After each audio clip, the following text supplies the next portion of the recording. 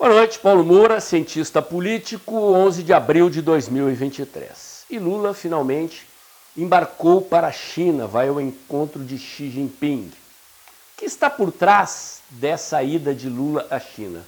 Trata-se apenas de mais uma viagem com fins diplomáticos de ampliação das relações comerciais do Brasil com o parceiro comercial chinês? Ou Lula estaria dando uma guinada na tradição diplomática brasileira de não alinhamento nos conflitos internacionais, exatamente no momento em que a China ameaça a hegemonia dos Estados Unidos nas relações geopolíticas internacionais? Se for isso, que consequências pode trazer para o Brasil esta mudança nas diretrizes diplomáticas do nosso país? É sobre isso que eu vou falar no vídeo de hoje. Me deem um minuto que eu já volto.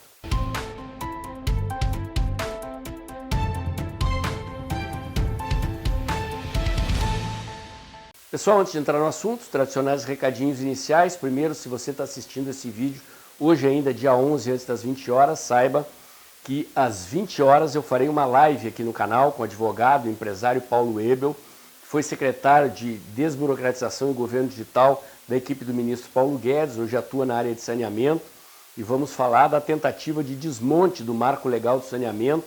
Quero pedir desculpas de novo a vocês por causa do chiado no microfone. Já avisei no vídeo de ontem, o microfone novo só chega na sexta-feira. Até lá, sinto muito, vocês vão ter que aguentar esse chiadinho de fundo aí. Algum problema, acho eu, no cabo do microfone. Comprei um microfone de melhor qualidade e é por isso, entre outras coisas, que eu agradeço o Pix mensal de vocês. Manter o canal aqui, além de consumir horas do meu trabalho, requer equipamentos e toda uma estrutura capaz de garantir o trabalho diário que eu já faço aqui há 3 anos, entregando a vocês análise e informação independente. Vamos lá, gente. O Brasil tem uma tradição histórica, desde o Barão de Rio Branco, de não alinhamento nos conflitos internacionais. Mas é um não alinhamento posicionado no campo de interesse continental. Ou seja, Brasil e Estados Unidos são as duas nações mais importantes do novo continente, das Américas, e tem por tradição manter um alinhamento de posições diplomáticas nas relações internacionais, não obstante o Brasil não entre em conflitos. A Segunda Guerra Mundial foi uma exceção, porque tratava-se de defender a liberdade do mundo contra o nazifascismo, e o Brasil quase entra do lado errado. Getúlio Vargas quase bota o Brasil do lado dos nazistas, até que os Estados Unidos nos ofereceram a Companhia Siderúrgica Nacional e Vargas alinhou-se, conforme a tradição, com os Estados Unidos. Acontece que as relações internacionais estão mudando significativamente nas últimas décadas. Os Estados Unidos é um império em declínio, em certos aspectos até similar ao processo de declínio do Império Romano. O Império Romano durou 1000 anos, e impôs a sua dominação sobre aquilo que se poderia entender como sendo o mundo na época, devido à sua enorme superioridade militar e cultural. Os romanos dominaram toda a Europa, o norte da África e uma parte da Ásia durante 1000 anos, e o império somente começou a decair por causa da sua incapacidade de controlar durante tanto tempo territórios tão distantes, numa época em que não havia tecnologias similares às que existem hoje em dia, mas também por um processo de decadência cultural interna, de perda de valores, decadência moral. Processo, como eu disse, muito similar ao que está acontecendo com os Estados Unidos da América. Berço do capitalismo liberal, hoje é dominado pelo capitalismo woke, que abandona a ideia da eficácia e da eficiência das empresas na geração de riqueza como valor primordial da locomotiva do capitalismo mundial e troca esses valores pela defesa de cotas, de questões ambientais e outros valores que nada têm com a eficácia competitiva das empresas na geração de lucro, que foi o que fez os Estados Unidos virarem a potência econômica e militar hegemônica que é desde a Segunda Guerra Mundial. Esse processo de desgaste dos Estados Unidos passa, entre outras coisas, pelo deslocamento do dólar como moeda principal das transações econômicas internacionais que foi pactuada no final da Segunda Guerra Mundial. Os conflitos atuais estão permitindo que várias nações tentem se livrar do dólar como moeda de troca nas relações comerciais em âmbito internacional. No conflito da Rússia contra a Ucrânia, por exemplo, apesar dos Estados Unidos terem imposto sanções à Rússia, países como a Arábia Saudita, como a Índia e como o Irã, dentre outros, passaram a negociar com a Rússia, a intercambiar comida e petróleo sem utilizar o dólar como moeda internacional. Há interesses europeus também em deslocar o dólar da sua posição hegemônica na economia internacional, e um dos acordos que Lula está firmando com o governo chinês é justamente esse: a possibilidade de transações comerciais entre Brasil e China utilizarem o yuan e o real e não o dólar como moeda de troca. Portanto, num certo sentido, Lula está colaborando com esse processo de deslocamento do dólar como moeda principal das relações econômicas internacionais e ajudando, portanto, a enfraquecer o poder dos Estados Unidos. China e Estados Unidos, de fato, já travam uma guerra informal, uma guerra moderna. Essa guerra passa pela economia. Os chineses utilizam muito a sua influência econômica para penetrar nos continentes, para muito além dos territórios próximos à China. Historicamente, a China nunca foi um país imperial, sempre foi um país voltado para dentro de si mesmo, preocupado com o risco de cisão do império. Portanto, os chineses são muito ciosos da sua unidade nacional, são muito patrióticos. A característica imperialista atual da China tem a ver muito mais com o Partido Comunista Chinês do que propriamente com a cultura do gigante oriental, que foi sempre uma potência muito mais comercial do que uma potência conquistadora e bélica. Os esforços militares da China, como eu disse, sempre se voltaram para a tentativa de manter o Império Chinês unificado, coisa que aconteceu em poucos momentos da história da China. Em geral, com dois imperadores mongóis, Gengis Khan, Kublai Khan, neto de Gengis Khan, e agora com o domínio do Partido Comunista Chinês, que adotou como característica esta estratégia de fazer da China a principal potência econômica e militar do mundo até 2050.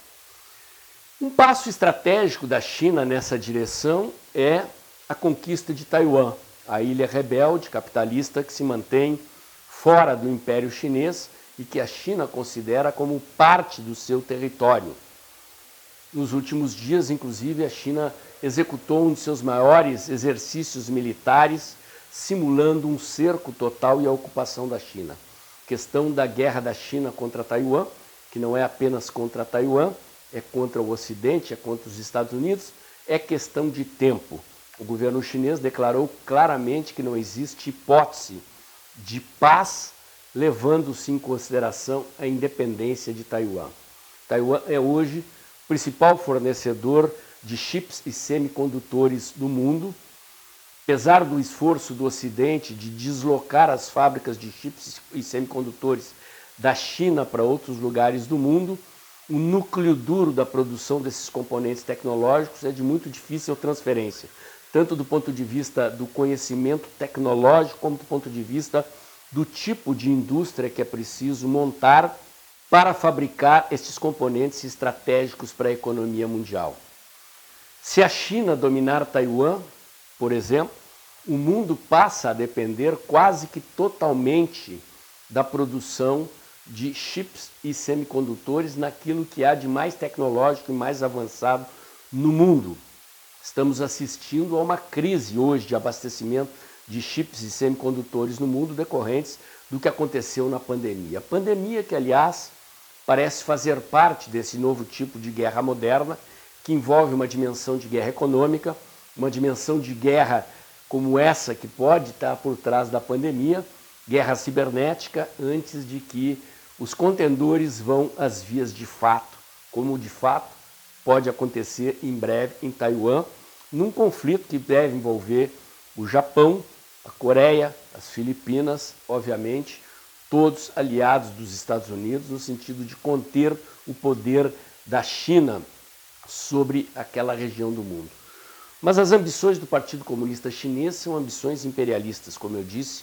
A meta do governo chinês é transformar a China na principal potência econômica, política e militar do mundo até 2050. Acontece que quem ocupa essa posição hoje são os Estados Unidos.